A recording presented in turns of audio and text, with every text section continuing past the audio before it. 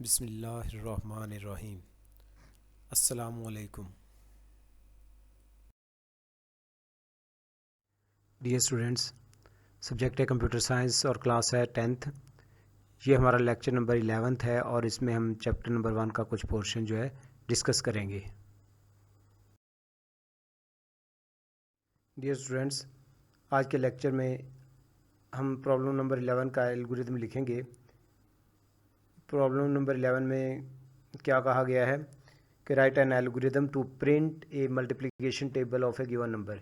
किसी भी दिए गए नंबर का जो है मल्टीप्लिकेशन टेबल जो है प्रिंट करवाना है हमने। तो इसके लिए जो इसका जो एल्गोरिथम है वो हम डिस्कस करेंगे। ये एल्गोरिथम जो है बुक के पेज नंबर 17 पे दिया गया है, print a multiplication table of a given number. तो आपने ये पेज जो है केयरफुली जो है वो स्टडी करना है। डियर स्टूडेंट्स, इस प्रॉब्लम का एल्गोरिथम लिखने से पहले, यानी कि मल्टीप्लिकेशन टेबल जो है प्रिंट कराने से पहले, हम इस सॉल्यूशन की जो है थोड़ी सी प्लानिंग करते हैं। यानी कि ये देखते हैं इसमें इनपुट क्या होगा, रिक्वायर्ड आउटपुट क्या होगा और हम प्रोसेसिंग किस तरह करेंगे, यानी कि इसको किस तरह सॉल्व करेंगे। तो इनपुट क्या होगा इस स्टेटमेंट में, print a multiplication table of a given number. किसी दिए गए नंबर का मल्टीप्लिकेशन टेबल जो है वो आप प्रिंट करवाएं।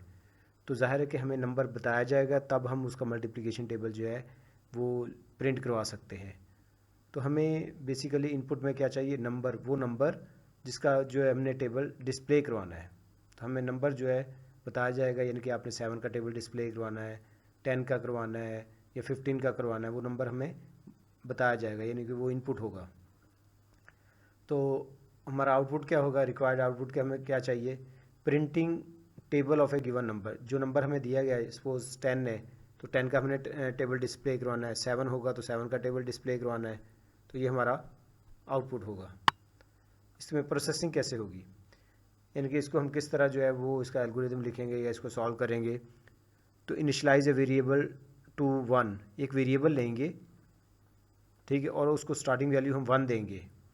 And print the it's product with the given number, और जो हमें नंबर दिया जाएगा, यानी कि जिसका हमने नंबर, जिस नंबर का हमने टेबल डिस्प्ले करवाना है, उसके साथ उसकी प्रोडक्ट या मल्टीप्लिकेशन फाइंड करेंगे। सपोज नंबर जिसका हमने टेबल डिस्प्ले करवाना है वो 7 है, तो 7 को पहले हम क्या करेंगे, 1 के साथ मल्टीप्लाई करेंगे, ठीक है, और फिर उसकी जो प्रोडक्ट होगी 7 की और 1 की वो प्रिंट करवाएंगे। उसके बाद इंक्रीमेंट द वेरिएबल बाय 1, और वेरिएबल में जो है 1 का इजाफा करेंगे। कौन सा वेरिएबल, जिसकी स्टार्टिंग वैल्यू जो है हमने 1 ली थी, अब उसकी वैल्यू हो जाएगी 2। एंड प्रिंट द प्रोडक्ट, और फिर दोबारा प्रोडक्ट जो है वो प्रिंट करवाएंगे। कौन से प्रोडक्ट, नंबर की, यानी कि 7 की और 2 की, 7 2 ज़ार 14 डिस्प्ले करवाएंगे। कंटिन्यू द प्रोसेस, ये मल्टीप्लिकेशन जो है, ये प्रोडक्ट जो है यानी कि नंबर की और उस वेरिएबल की, वो हम प्रिंट करवाते जाएंगे, साथ में इंक्रीमेंट भी करते, एक एक का वेरिएबल में इजाफा करते जाएंगे, ठीक है, till printing the product of 12 and the given number. ये हमने टेबल जो है वो बेसिकली 12 तक डिस्प्ले करवाना है। आम टेबल जो होते हैं वो 10 तक होते हैं, यानी कि 7 10 ज़ार 70, लेकिन ये होगा 7 मल्टीप्लाई बाय 12, 7 12 ज़ार, यानी कि 7 का टेबल हमने 12 तक डिस्प्ले करवाना है। तो 7 की और 12 की जो है मल्टीप्लिकेशन या प्रोडक्ट जो है वो हमने डिस्प्ले करवानी है। तो ये काम उस वक्त तक करते जाएंगे जब तक जो हम लास्ट प्रोडक्ट जो 12 तक है, 7 मल्टीप्लाई 12 डिस्प्ले नहीं करवा लेते। तो ये प्रोसेस हम उस वक्त तक कंटिन्यू करेंगे, और जब 13 आ जाएगा, वेरिएबल की वैल्यू 13 हो जाएगी, तो हम ये इसको प्रिंटिंग को स्टॉप करवा देंगे। तो ये हमारी क्या होगी, प्रोसेसिंग होगी। डियर स्टूडेंट्स, जो हमने अभी प्रोसेसिंग देखी उसकी एक प्रैक्टिकल एग्जांपल करके देखते हैं, ताकि हमें एल्गोरिथम जो है समझने में आसानी हो। सपोज जिस नंबर का जो टेबल डिस्प्ले करवाना है, प्रिंट करवाना है, वो नंबर है 7। ये नंबर कोई भी हो सकता है, 10 12 15 19, कुछ भी नंबर हो सकता है, 101 1000, जो भी नंबर आप, ठीक है, मेंशन करेंगे, इनपुट करेंगे। तो ये हमने 7 लिया है, और जो एक वेरिएबल लिया है सी, और सी स्टैंड फॉर काउंटर, ये काउंटिंग करेगा कि हमने टेबल को कहाँ तक डिस्प्ले करवाना है। टेबल को हमने 12 तक जो है डिस्प्ले करवाया, तो ये इसकी स्टार्टिंग वैल्यू जो है 1 दी है। हम ये 0 से भी शुरू कर सकते हैं, या जहाँ से हमें कहा जाए कि यानी कि ये टेबल तो हमने 1 से शुरू किया है, 1 फिर 2 फिर 3 फिर 4, ये हो सकता है टेबल कहा जाए 0 से शुरू करवाएं या 5 से शुरू करवाएं। तो इस वक्त हमें कहा गया ये टेबल जो है 1 से स्टार्ट होगा। ठीक है, तो हमने एक प्रोडक्ट फाइंड करनी है, किसकी, नंबर की और इस वेरिएबल की। तो 7 मल्टीप्लाई बाय 1, सी की वैल्यू इस वक्त जो है 1 है, तो क्या आ जाएगा, प्रोडक्ट क्या आ जाएगी 7। यानी कि जब सी 1 होगा और एन जो है, एन तो कांस्टेंट है यानी कि 7 ही रहेगा, तो हमने एन सी और एन मल्टीप्लाई बाय सी यानी कि प्रोडक्ट जो है डिस्प्ले करवानी है। तो एन की वैल्यू 7 है, सी की वैल्यू 1 है, और ये जो प्रोडक्ट है एन की और सी की, तो एन 7 है और सी 1 है, 7 1 7, तो ये पी की वैल्यू भी 7 आ गई। इसके बाद हमने सी की वैल्यू में एक इजाफा करना है, सी की वैल्यू हो जाएगी 2, तो 2 होगी जब, तो फिर हमने ये दोबारा ये चीज़ें डिस्प्ले करवानी है, यानी कि एन 7 ही रहेगा, सी की वैल्यू 2 होगी, और ये प्रोडक्ट जो है ये डिस्प्ले करवानी है, यानी कि 7 मल्टीप्लाई बाई 2 14, ये 14 जो है ये प्रोडक्ट की वैल्यू आ गई। फिर इसी तरह फिर हमने जो है सी की वैल्यू में इंक्रीमेंट करवाना है, सी की वैल्यू हो जाएगी 3, तो हमने फिर ये 3 चीज़ें डिस्प्ले करवानी है, एन की वैल्यू 7, सी की वैल्यू 3, और फिर इनकी प्रोडक्ट 7 और 3 की, एन मल्टीप्लाई बाय सी, ये स्टैटिक जो है मल्टीप्लिकेशन को शो करता है, तो ये 21। इसी तरह फिर इंक्रीमेंट करेंगे, 7 की वैल्यू 4 हो जाएगी, सी की वैल्यू 4 हो जाएगी, 7 multiply by 4 is equal to 28, ये 28 डिस्प्ले होगा। This process will continue. ठीक है, ये प्रोसेस जो है वो जारी रहेगा। जब सी की वैल्यू 12 हो जाएगी तो हम जो है 12 डिस्प्ले करवाएंगे। ठीक है, 7 सी की वैल्यू 12, और फिर इनकी प्रोडक्ट जो है 7 और 12 की 84 जो है ये डिस्प्ले होगी।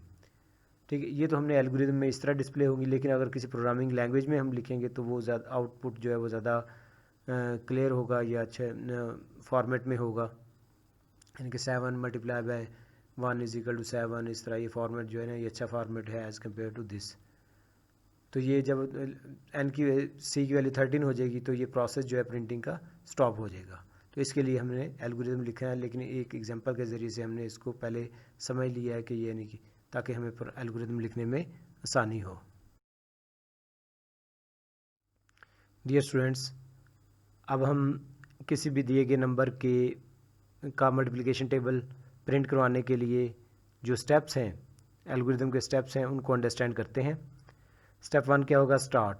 इसमें हम क्या करेंगे, लेट द नंबर, कोई नंबर लेंगे, ठीक है, एन, और उसको स्टार्टिंग वैल्यू देंगे 7, यानी कि जिसका हमने टेबल डिस्प्ले करवाना है, किस नंबर का टेबल डिस्प्ले करवाना है, 7 का, तो वो किसी वेरिएबल में स्टोर करवा देंगे, यानी कि N is equal to 7। Step 2 में क्या करेंगे, इनिशलाइज सी टू 1, एक वेरिएबल लेंगे, ठीक है, जो काउंटिंग करेगा कि हमने टेबल को कितनी मरतबा डिस्प्ले करवाया है। तो उसके लिए हमने एक वेरिएबल लिया सी और उसको स्टार्टिंग वैल्यू दी 1। स्टेप 3 में क्या है, फाइंड द प्रोडक्ट, हमने एन की और सी की प्रोडक्ट फाइंड करनी है। P is equal to N multiply by C, यानी कि पी इक्वल है एन मल्टीप्लाइज एन की और सी की प्रोडक्ट के। तो एन में 7 है, सी में 1 है, तो 7 1 ज़र 7, पी में 7 आ गया। स्टेप 4 में क्या है, आउटपुट एन सी और पी, एन में 7 है, सी में इस वक्त 1 है, और प्रोडक्ट में जो है वो भी 7 है, क्योंकि 7 मल्टीप्लाई बाय 1 7। तो ये फर्स्ट लाइन, एन में 7 है, सी में 1 है, और ये इनकी प्रोडक्ट ये भी 7 है, ये डिस्प्ले होगा। अब देखें, ये पी की बजाय ये स्टेप चाहे आप ना लिखें फाइंड द प्रोडक्ट, उसकी बजाय आप डायरेक्ट जो है वो इस पी की जगह पे एन मल्टीप्लाई बाय सी भी लिख सकते हैं। ठीक है, यानी कि इधर एन की वैल्यू डिस्प्ले होगी, इधर सी की होगी, और इधर एन और सी की मल्टीप्लिकेशन डिस्प्ले होगी। बहरहाल बुक में ऐसे दिया कि हम इसको अंडरस्टैंड करते हैं। उसके बाद है इंक्रीमेंट सी बाय 1, सी की वैल्यू में एक का इंक्रीमेंट करें। सी की वैल्यू पहले 1 है, अब क्या हो जाएगी 2, ये देखिए ये 1 प्लस 1, सी की वैल्यू इस वक्त 1 है, 1 प्लस 1 2, पहले राइट साइड वैल्यू होगी, ये 2 होगी, 2 सी को साइन कर दिया गया, यानी कि ये स्टेटमेंट सी की वैल्यू में एक का इजाफा करती है। अब सी की वैल्यू 2 होगी, अब हमने चेक करना है सी की वैल्यू को, तो उसके लिए हम यानी कि ये ऊपर वाले स्टेप्स हमने दोबारा रिपीट करवाने हैं।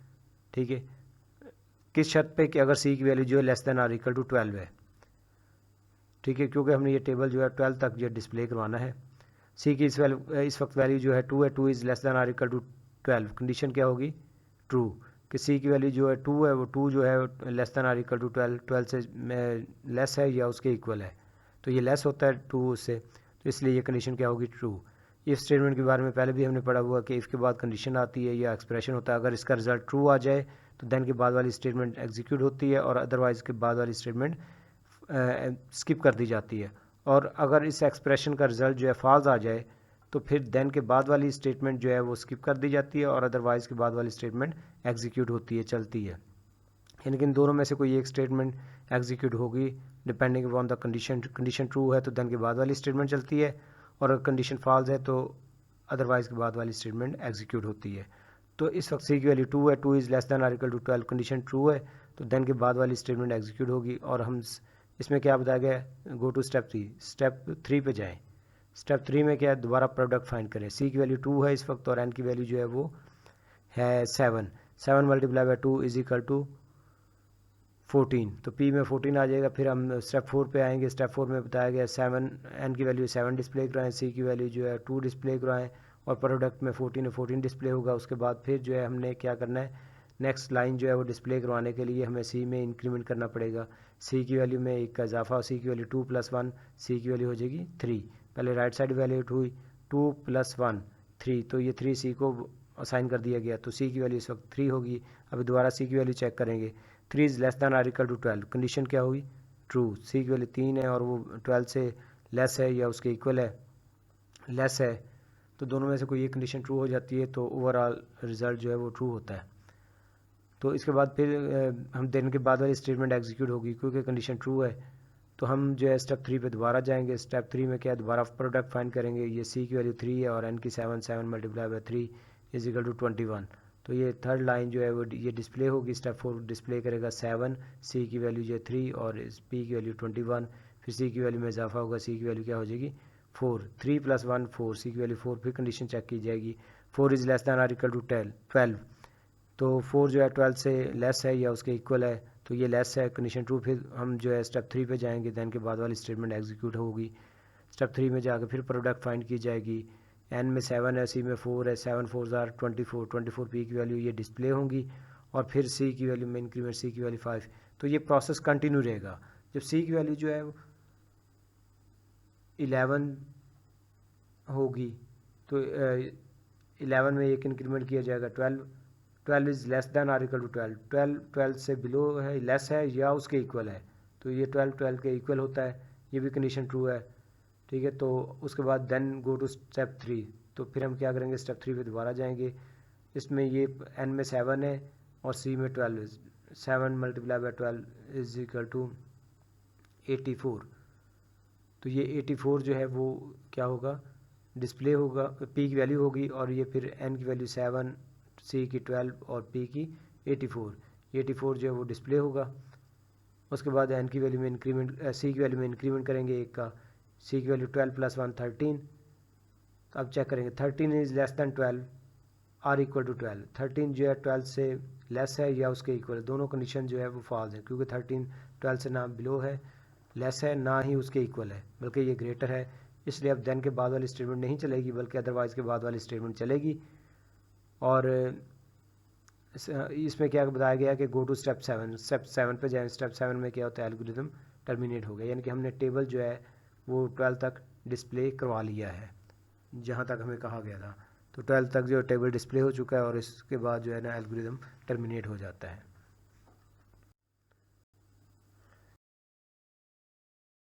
डियर स्टूडेंट्स, आपको चाहिए कि हमने इस लेक्चर में जो कुछ पढ़ा है उसको अच्छे तरीके से समझें और फिर याद करें।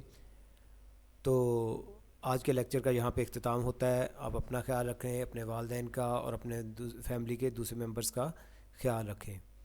शुक्रिया। अल्लाह हाफिज़।